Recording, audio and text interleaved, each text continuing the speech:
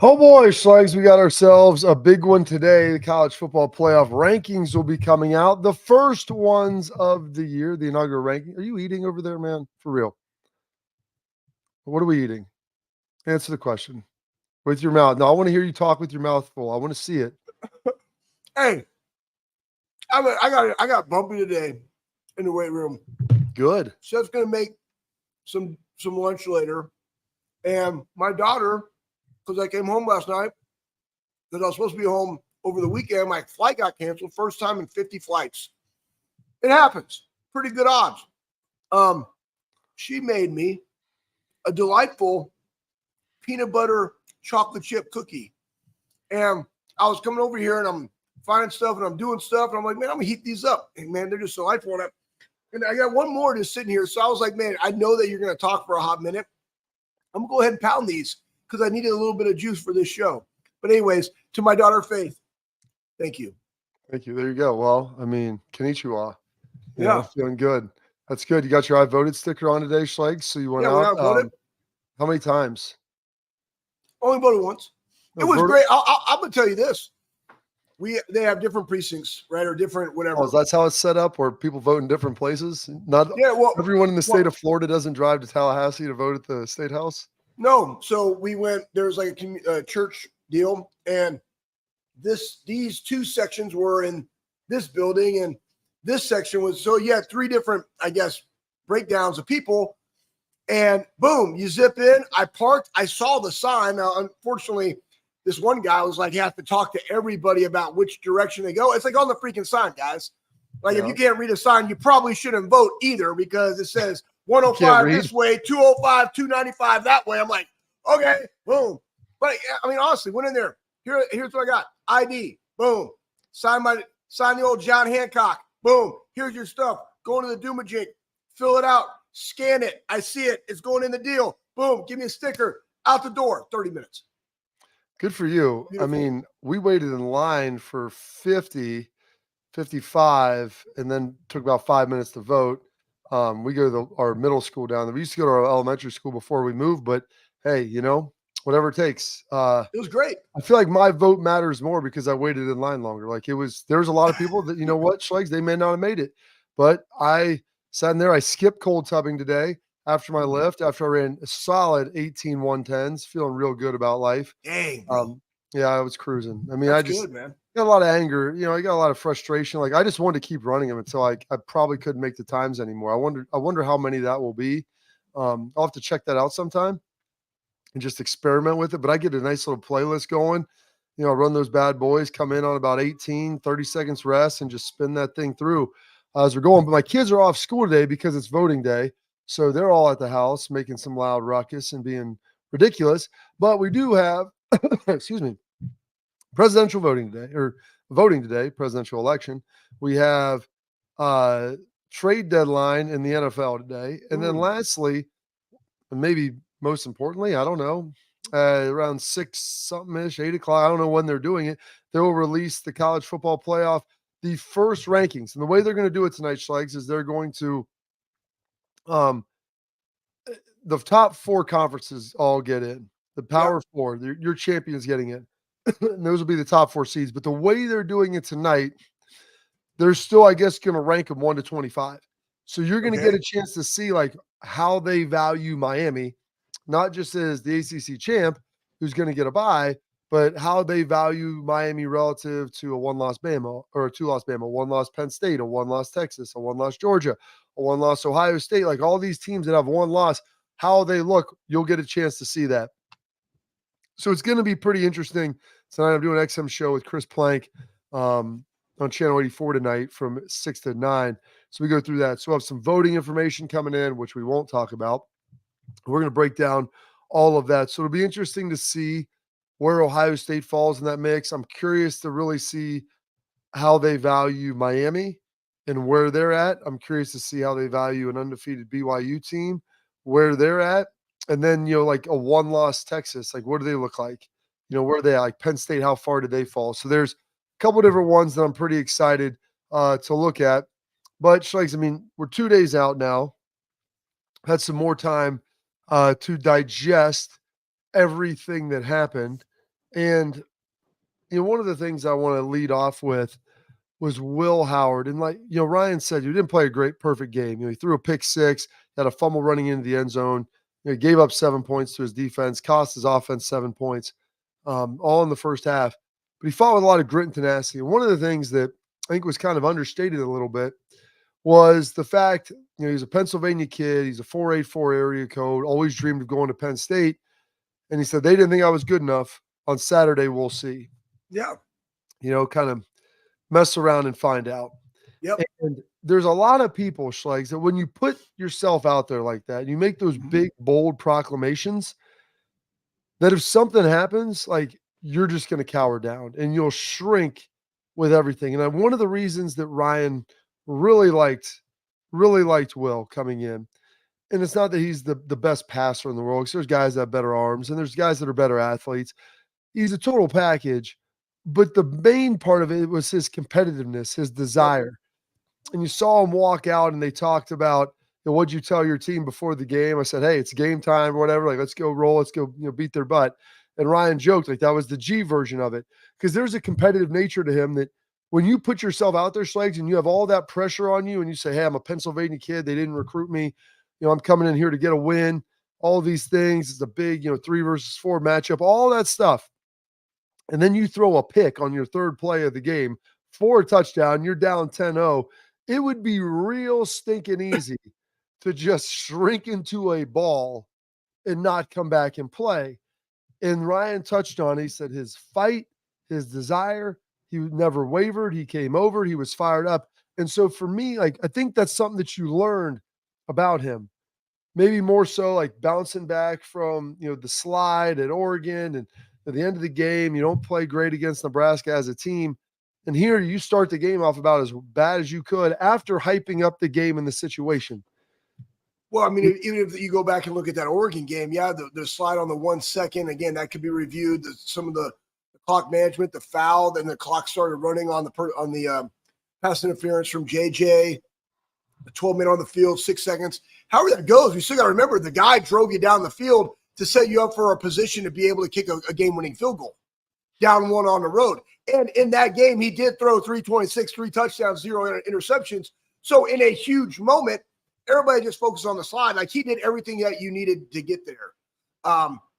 So that being said, you look at resiliency, toughness, executing when it matters most. Boom. Nebraska game. We go down, 75 yards, touchdown. Will Howard, right? And in this game, he had a fumble at the pick six. Teammates really picked him up. He continued to execute.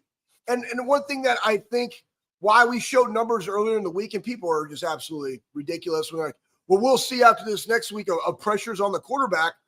Part of that, too, and being sacked is that Will is hard to bring down. Yeah. We saw it on a 4th down. Abdul Carter had him dead to rights. Boom. Shook him off because he's 6'4", 235, 240 pounds. So then you also mentioned the competitiveness, the will to win. I automatically saw that. Is that a capital will or a lowercase will? Well, it depends. You can say Will's will, right? Boom. Now it's just all sorts of Peyton Manning versus Peyton Manning. Yeah, exactly. Yeah, Peyton. Yeah, Peyton. Yeah, exactly. Yeah. So, and that's a great commercial. I love that. And the girl's just like, yeah. But you saw that start to come out once. That's why when these guys come in from different areas or even young recruits, that's why January is the best time to get them, because it's 100% culture saturation. And he bought in and he looked great and he understood where he needed, how he needed to change his games. And he went through spring ball, understood what he needed to do from spring ball to go into camp to set himself up, while also having a room that's very competitive while simultaneously rooting for each other and handling that economy or, in the relationships within a competitive team. I think he's done a phenomenal job. And that's somebody hit me up, was like, well, it was a terrible game or it was a bad look. Yeah, I'm like, guys, there's no bad wins, guys, versus a top 5 team on the road. Wait, someone said that it was a terrible game? Or no, like a bad win, like ugly win. What are they talking about? I don't know, but but you know what though? This is where you and I discuss it again. I don't even care, but it's good. People just don't know. People expect people to play perfect. If somehow in college football, which blows my mind. Honestly, this is real talk. Patrick Mahomes is having his worst season. Travis Kelce is having his worst season. What are the Chiefs doing? Winning.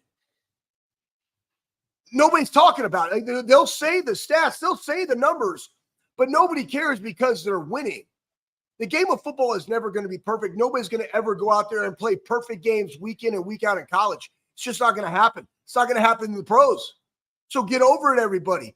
That win was fantastic because it showed the resiliency and the toughness of this team. And I had somebody that hit me up on something else, and I thought his point was really, really good. It's like they went from a talented roster to now a talented team. And that's what we talked about yesterday. Once you feel it and you see it and you're acting it and you see how it comes together in a game, now there's no going back. We all know what this should look like, feel like, act like on Saturdays. Yeah, there's no ugly win, Schlegel. I was trying to find this quote to attribute to someone. I think it was in our group text. One of the famous, I think, wrestlers said, "I never went to bed with an ugly chick, but I may have woken up with a couple of them." Yeah, there's no ugly wins. You find a way to get it done.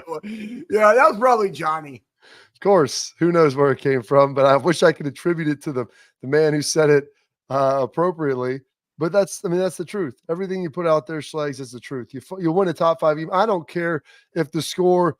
No one complained when Bama beat LSU 9-6 or LSU beat. I don't remember who won the game, but you found a way to win. I guess Pat's telling us it's from the country singer Bobby Bear, so that sounds even better. Nice. That's even better. Hey, if your name's Bobby, maybe there's a connection. Not by me there. though. I mean, I like to think that I respect all Schlegel. So we got that going. We got Bill Bender coming up. We're going to talk about obviously the game, everything that happened there, other big games of the weekend, some of the big losses that ultimately happened. A&M at South Carolina, what happened with Clemson, what happened with Iowa State, how that impacts the rankings tonight, and then moving forward, what this is going to look like. And we've got a lot of game times for Ohio State too, Schlegel. So we'll get everybody caught up to date on those and what it's looking like for the rest of the year. Here's a hint. You may want to make sure that you're getting some coffee and brunch beforehand. We got all that here coming up next. But first, parents, Export.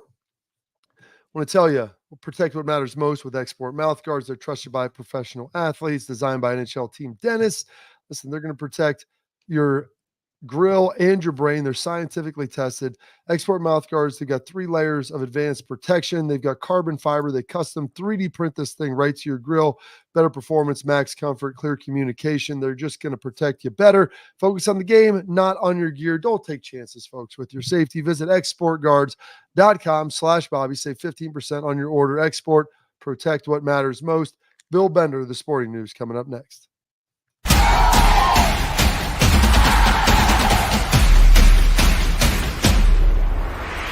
We were called soft last year. You don't want to be soft, especially when you come to the playoffs. So that's going to be a process throughout this season of establishing us as a harder team here in the. I'm Garage Beer, and this is Bobby Carpenter. Garage Beer. Beer flavored beer. Beef with an F? Okay, my bad. It's crisp and cool, and it doesn't taste like. I'm Bobby Carpenter. I drink in garages because my wife says I don't belong inside. If you like a cold breeze on your bag, drink Garage Beer. It's American, and so can you. Garage Beer. Beer flavored beer. I don't buy into this nonsense, this conspiracy nonsense that he's got his money and he's dogging it. That's ridiculous.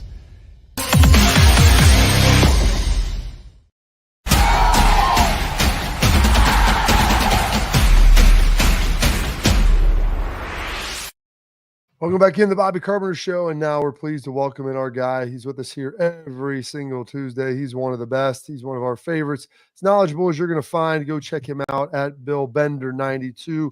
Sporting News, putting some great stuff together. Bill, what a weekend it was. And everybody talks about, hey, how many teams are we going to get in a 12-team playoff? How's everybody going to fit in there? And college football kind of always seems to deliver and always – about 95% of the time self-polices and takes care of itself with who's going to get in and who's not.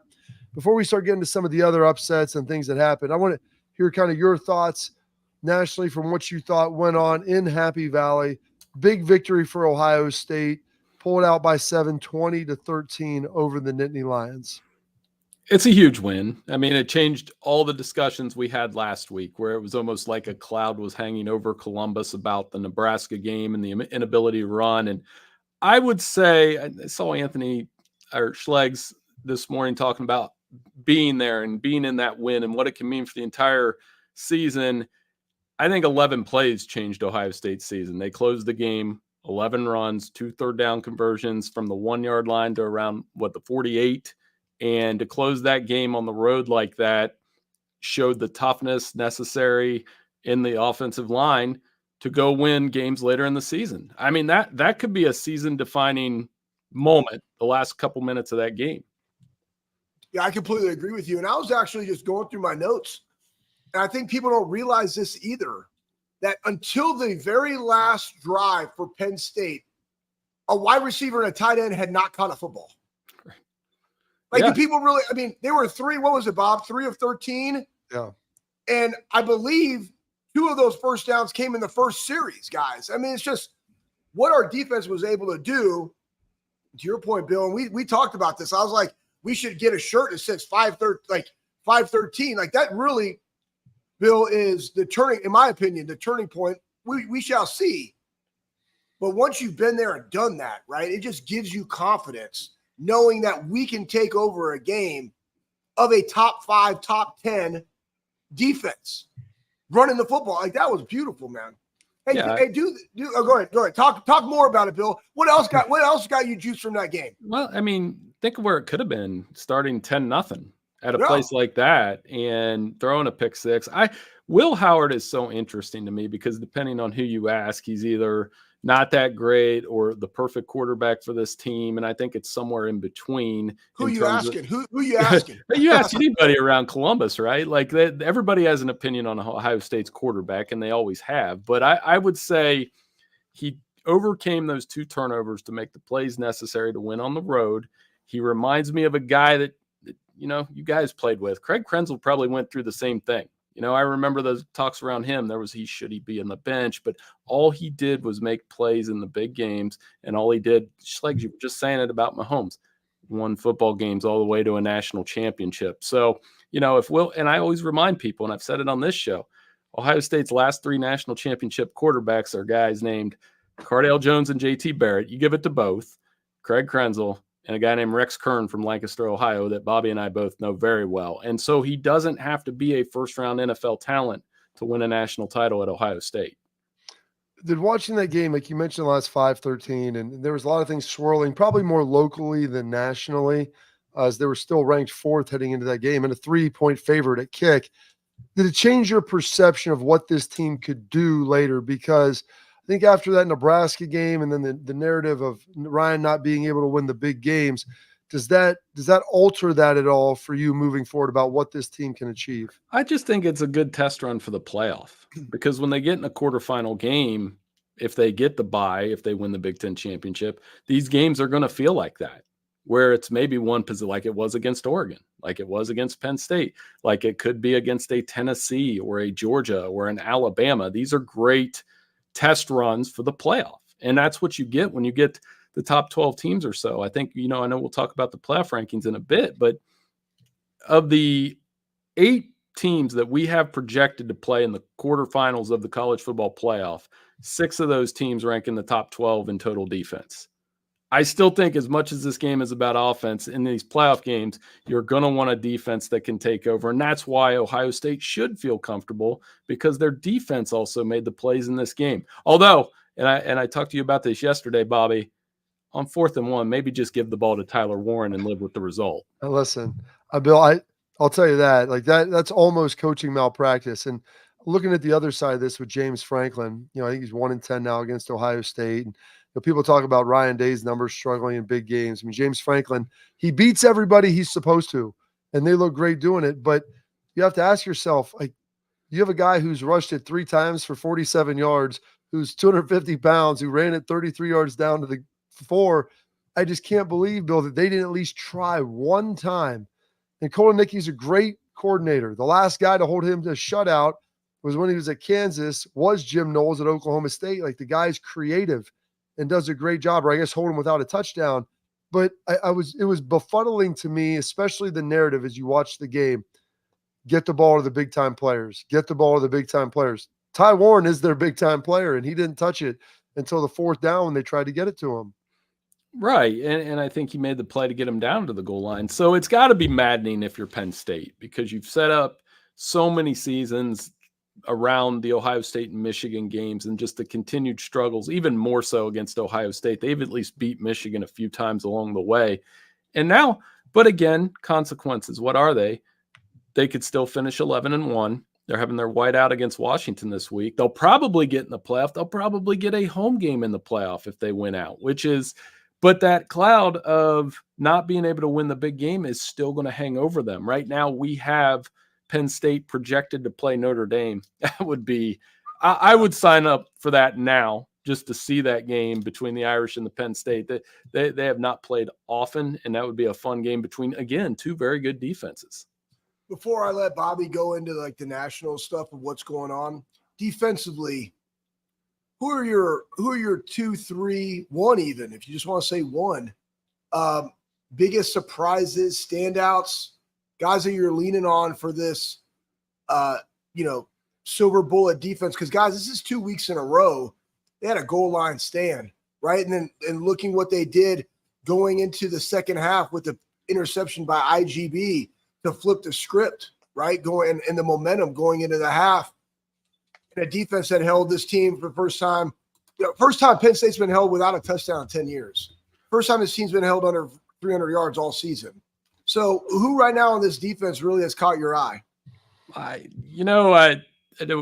with my son being in 8th grade, they all use the phrase dog about, it used to be, it used to be stud. Now everybody's a dog if they're doing really well. Yeah. Well, Cody Simon's a dog. Thank He you. would qualify. He played an outstanding game. He's always flying around the field. He's so fun to watch. Probably a little more unheralded when you do as many interviews around the country as I do. You end up, when you talk about Ohio State, everybody wants to talk about Caleb Downs, and rightfully so. But Cody Simon is playing ball, and he's been a big difference maker for them. Again, every time I look up, I see him flying to the football, playing until the whistle stops. Been an impact player for them, especially in those goal line situations. Lathan Ransom had a big play on the goal line. So I just think that experience. But yeah, I don't understand half of the things that come out of my son and his friends' mouths anymore. But the one I do know, if you call somebody a dog, it's a good thing. It is. It's pretty darn impressive. And you mentioned two guys there, talk about Caleb, obviously, and how good he is. And he might be the best safety in the country, one of the best DBs as well. But you talk about Lathan Ransom, Cody Simon, program guys who have been part of this team for 5 years, battled some different things, sat behind guys, and two guys that are leaders on that defense now, and incredibly impressive. All right, we're going to take a quick break here. We're going to get back more with Bill because I want to get into these rankings. I want to talk about a couple of the big games last week and then some of the stuff moving forward as we break down this national look with Bill Bender of the Sporting News. More with him coming up next on the Bobby Carpenter Show.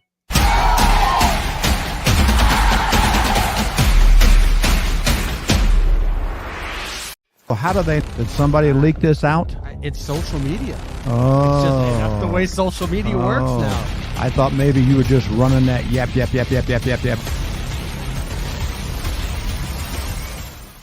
Welcome to Big Play, a sports media team that started back in 2014, and now we're not in a garage.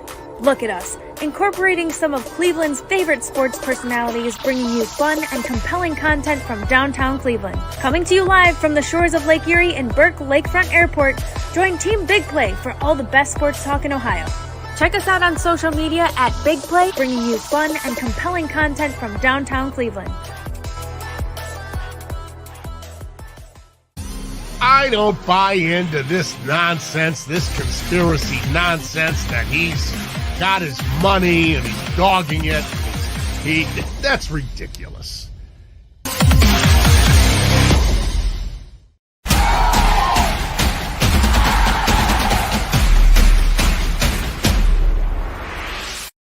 Welcome back into the Bobby Carpenter Show. More with our guy, Bill Bender here. Please remember to like, subscribe, follow, leave comments. We love the comments. More comments, Bill, usually after a loss.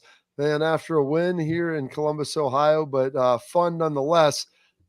Moving on from that Penn State-Ohio State game, a lot of big games that end up being pretty good.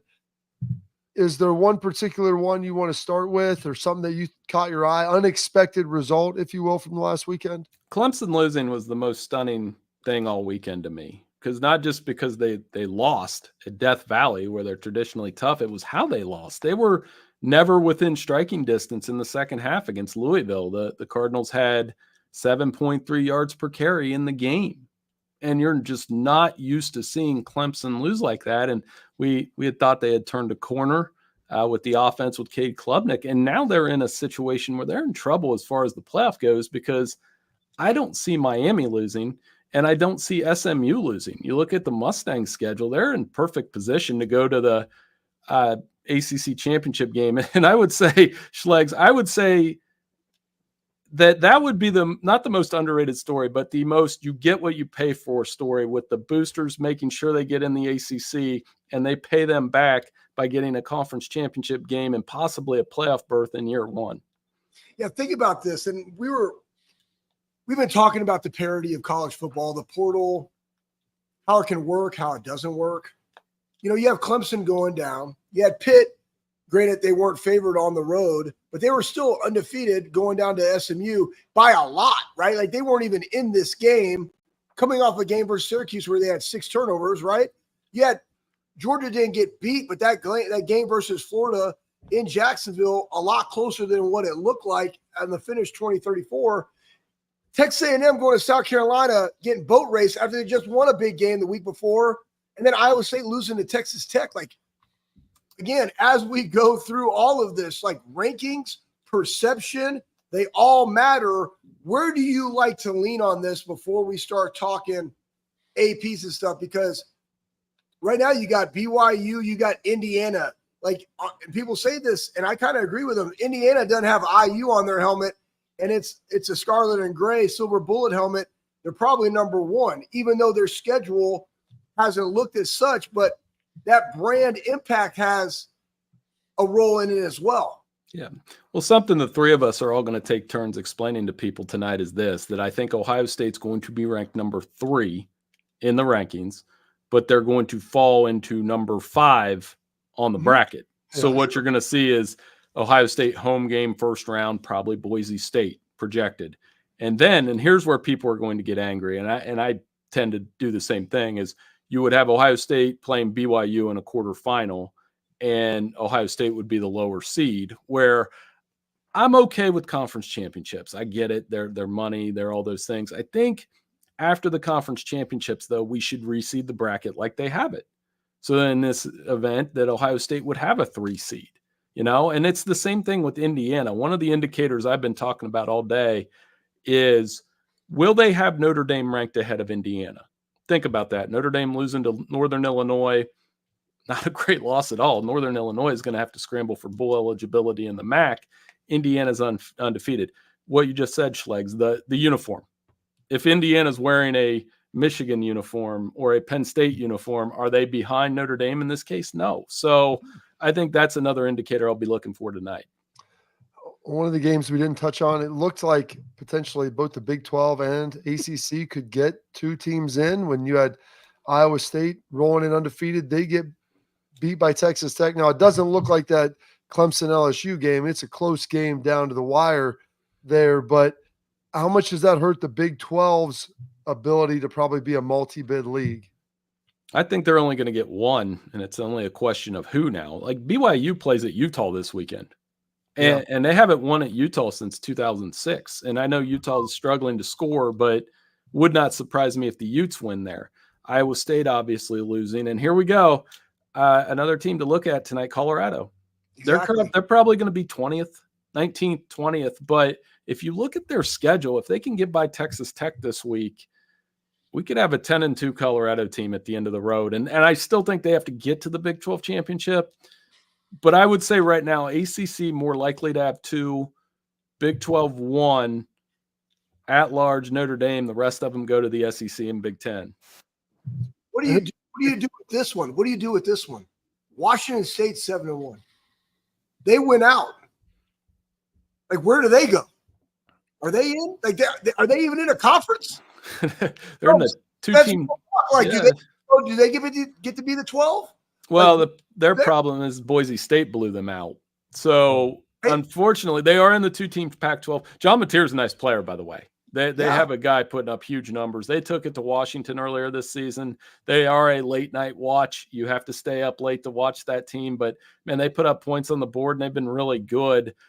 They are considered, though, they have to get in as an at-large.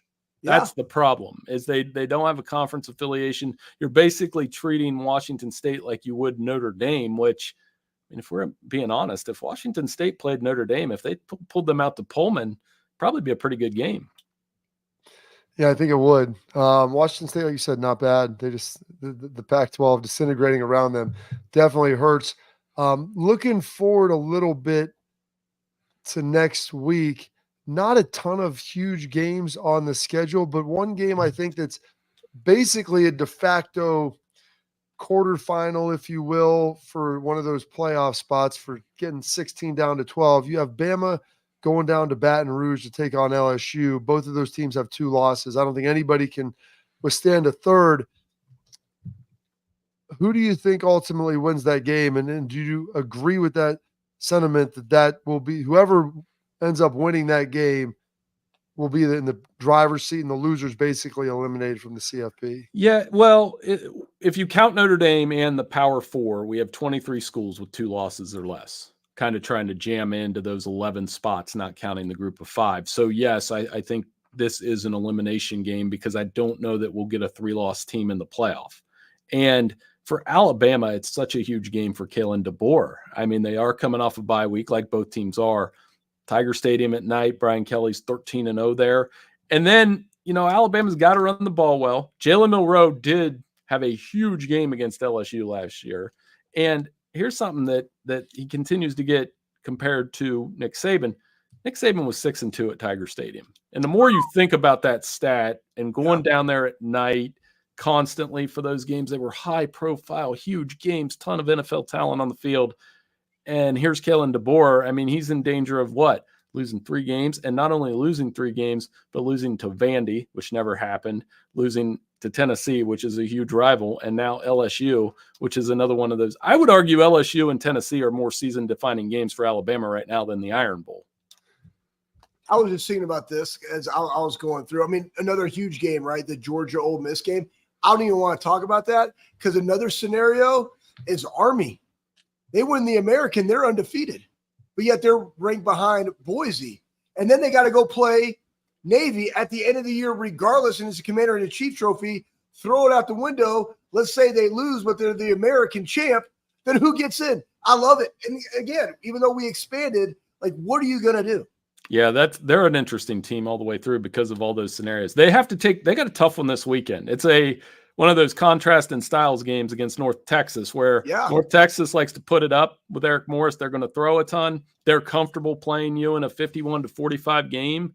And, Army's going to have to get through that one before they think about Notre Dame. But they are certainly the group of 5 team worth keeping an eye on until they lose. And Memphis is another one crawling back up in the rankings as well. They had the loss to Navy, but they're still in business as well.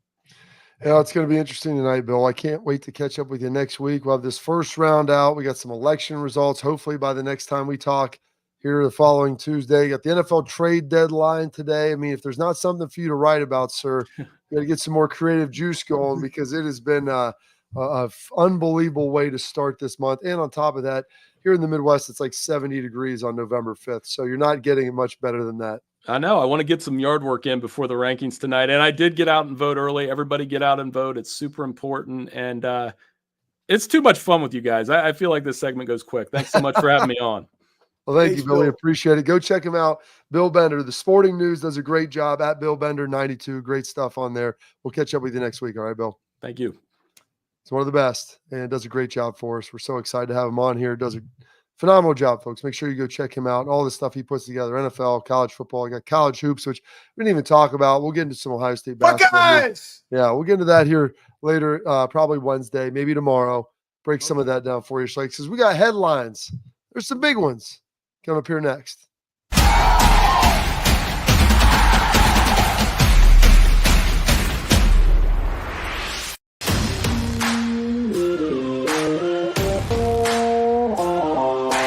Hey, what's up, everybody? This is Bobby Carpenter. I want to give a huge thank you and a shout out to Affinity Whole Health, the leaders in the testosterone replacement industry.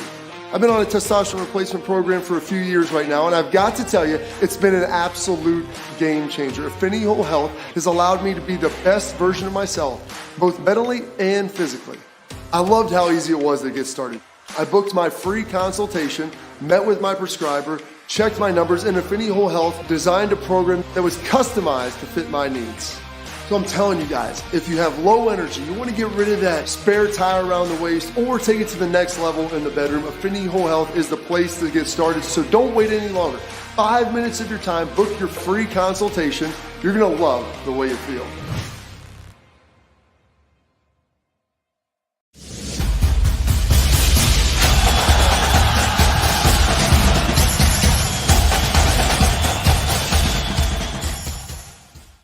All right, now for our headlines, brought to you by our friends over at Affinity Whole Health. They do a great job customizing personalized treatment plans. They're going to help you feel better.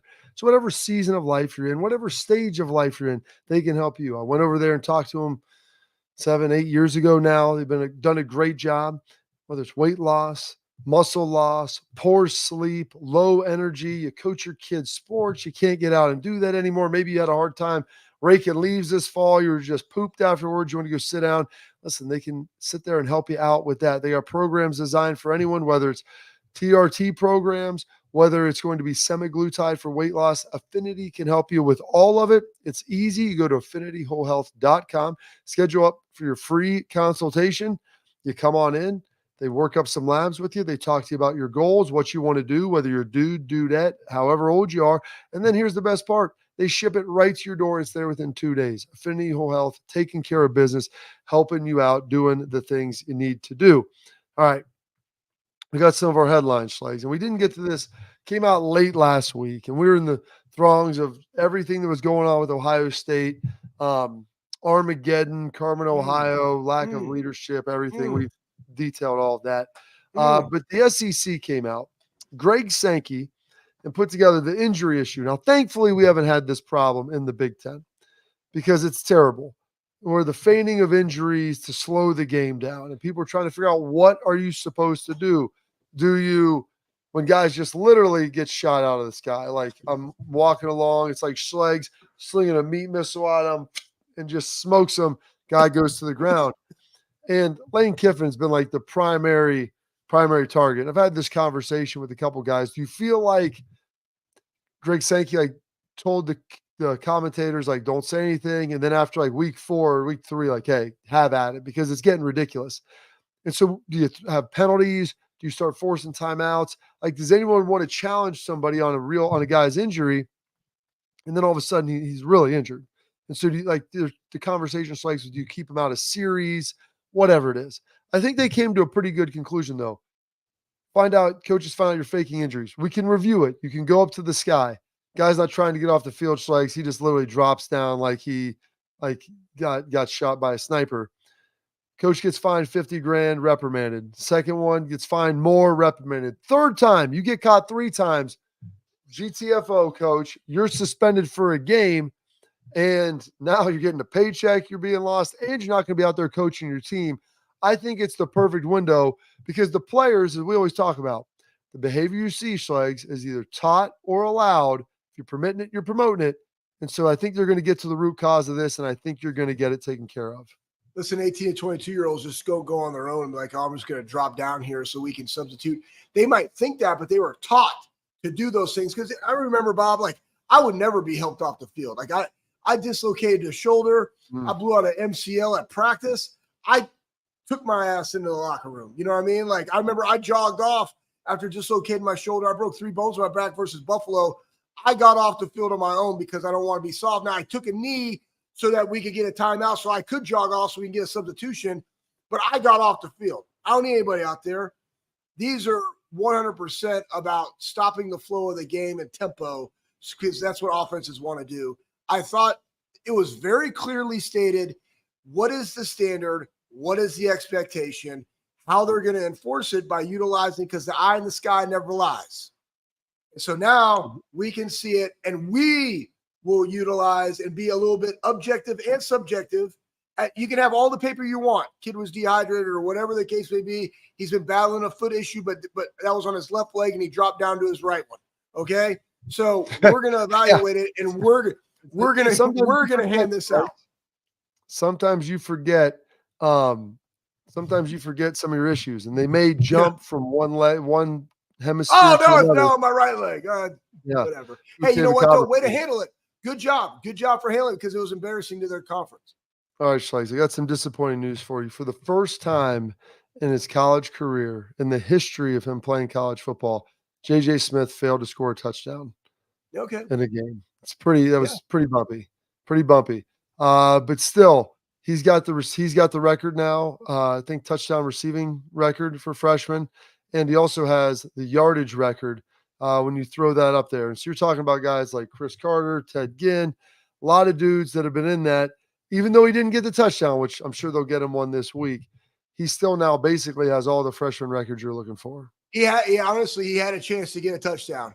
He just kind of I don't know if he hesitated on that route. I didn't go back and watch it. He tried to make the one-handed grab. That was going into the end zone. It was actually a really good ball by Will. But, yeah, he has receiving yards. He needs one more. He's tied with Chris Carter for 8 going into this week. But you know what, though? I guarantee. Here's what I love about JJ. You're not hearing JJ's like, man, this is the first game I never got a touchdown. He don't care, man. He wants to win. But you just watch the way that this guy runs routes and the way that this guy blocks on the perimeter. He is 100% about ball. You heard Chip Kelly, who coached in the league, saying talking to this 18-year-old is like talking to a 10-year vet.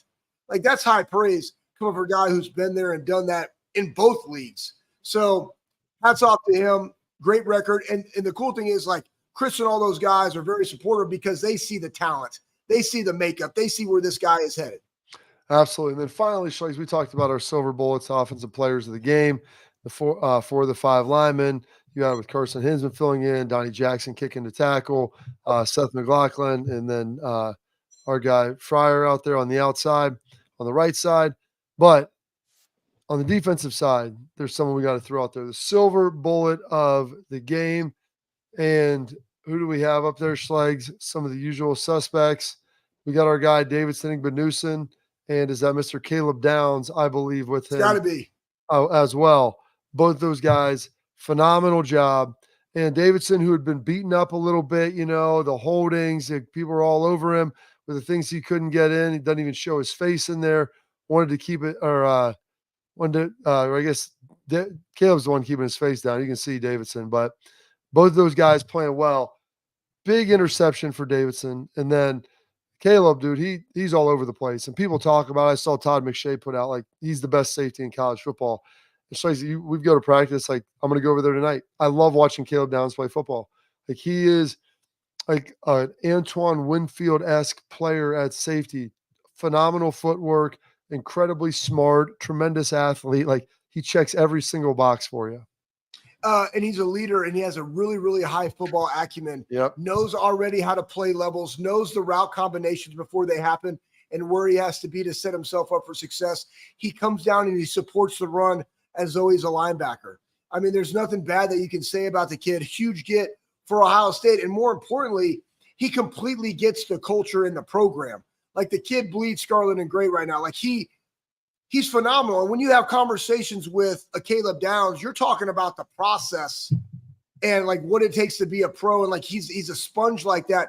And then for IGB, and somebody didn't even talk about that's why I brought up the fact, Bob, that until that very last drive, none of their wide receivers or tight ends had a catch. Guys, the reason they weren't going vertical is because they were on lockdown. The quarterback run came into play. That's a little bit of lane discipline from the defensive line, and Aller was able to run and get a couple first downs, especially we saw that in the first series, but then it got negated. But dudes were being locked down the field, man. Denzel had one on a crossing route, made a great play. Jordan had a couple good plays. Guys, and then when it matters most, there, the end of the second half, IGB comes up with a great pick. And again, that was great coverage. It was a really good ball. Guy bobbled it. He took it away, secured it, foot in bounds. Boom. Flips the game, man, going into half. That's a lot of momentum. Good for those guys to be silver bullets of the week. And there could have been a crap ton of silver bullets, guys. There could have been. We'll give everybody their flowers, Schlegs. I love you. All right, we got a real tailgate Tailgate Talk brought to you by Real Truck. We answer your questions. We got some great comments and questions here coming up next on the Bobby Carpenter Show.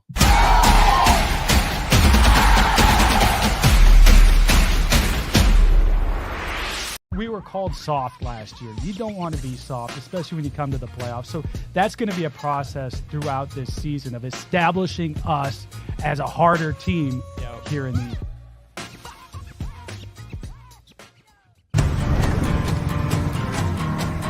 Building a home for the people who are worth it. Stepping out, throwing in a line, and dropping the tailgate for a picnic. And finding far-off campsites with the people you're closest to. Upgrade your truck, Jeep, or Bronco with over 1 million parts and accessories. And bring your truck to life. Real Truck. I don't buy into this nonsense, this conspiracy nonsense that he's got his money and he's dogging it. That's ridiculous.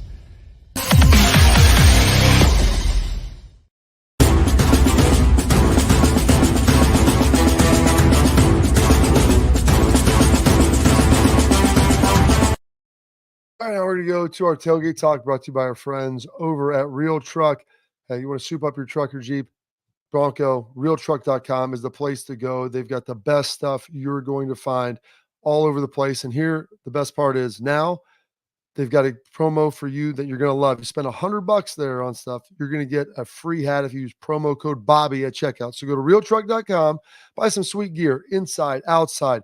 So like I got, my brother was putting the winch on. We finally got that bumper on. I got to put my rear bumper on still. And I got from there. I already put the top on my Jeep. I've got a cover on the back of the truck. We got all kinds of goodies from Real Truck.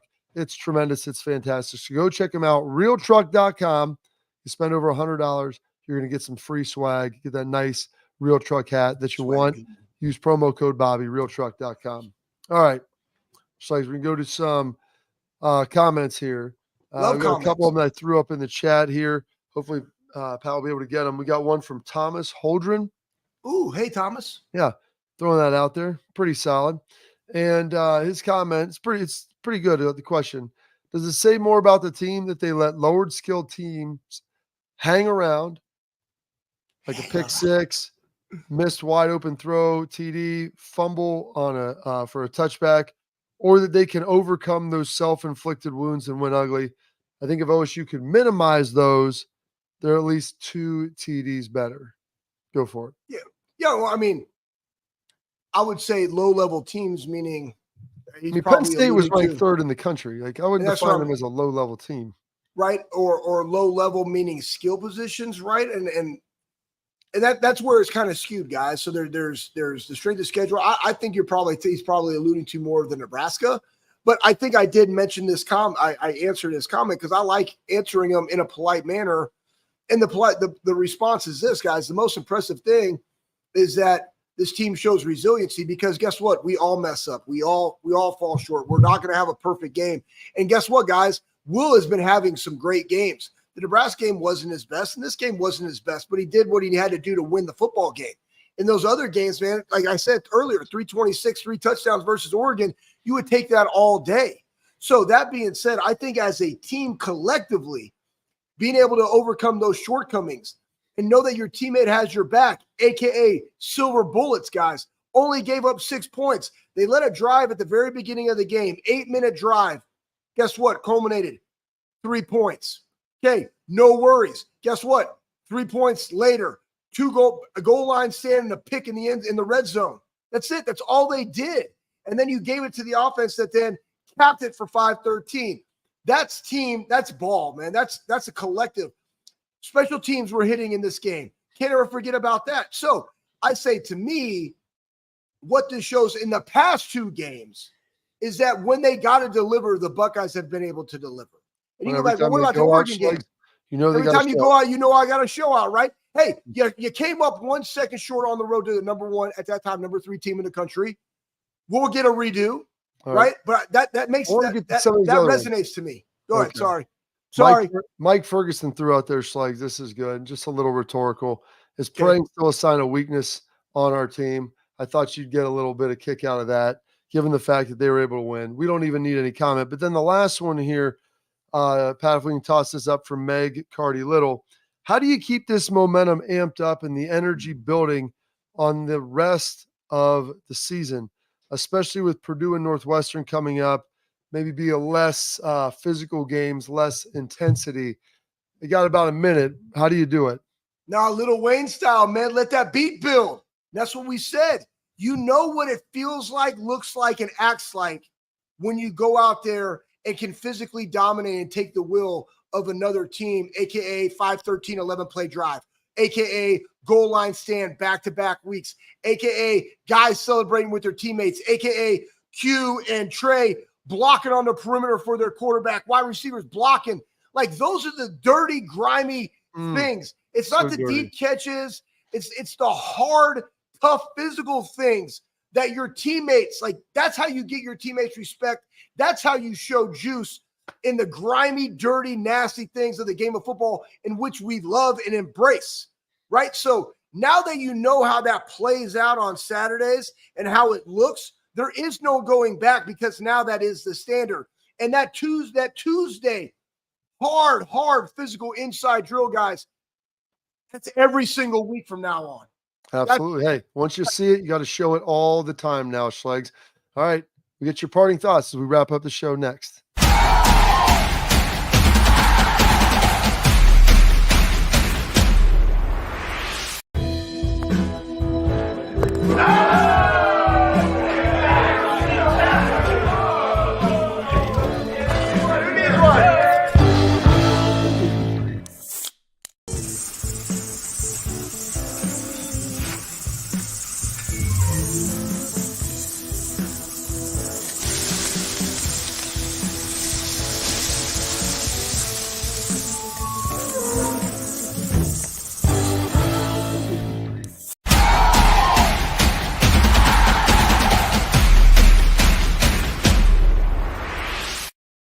I'm going to take the parting shots, like threw them over to me. I think what dovetailing on that last question is, you said once you reach that standard, the guys know what it's about, and it's up to the coaches and the leaders to tell the young guys, whether it's Hero Canoe, K-Mac, some of the young guys in there that are making big plays, Bennett Christian, like all these dudes that are playing really well. Hey, now we've seen what you can do. All right. There's no way you're going to slide on back. Carson Hinsman, there's no sliding back now. You are up here. You've reached the top. It takes a lot of work to stay at the top of the mountain, but you're going to stay there. Thanks for today's show. Coming up tomorrow, we got a lot of game times that are out there, Schlegs. We'll get into those. There's some other stuff that's going to come up. We got our guy, AJ Hawk, to open the show. It's going to be a big one here on a Wednesday. Excited. Purdue week. Maybe not the biggest game, but it's all out there in front of us. Stay tuned. Lock in here tomorrow, 12:30 for the Bobby Carpenter Show.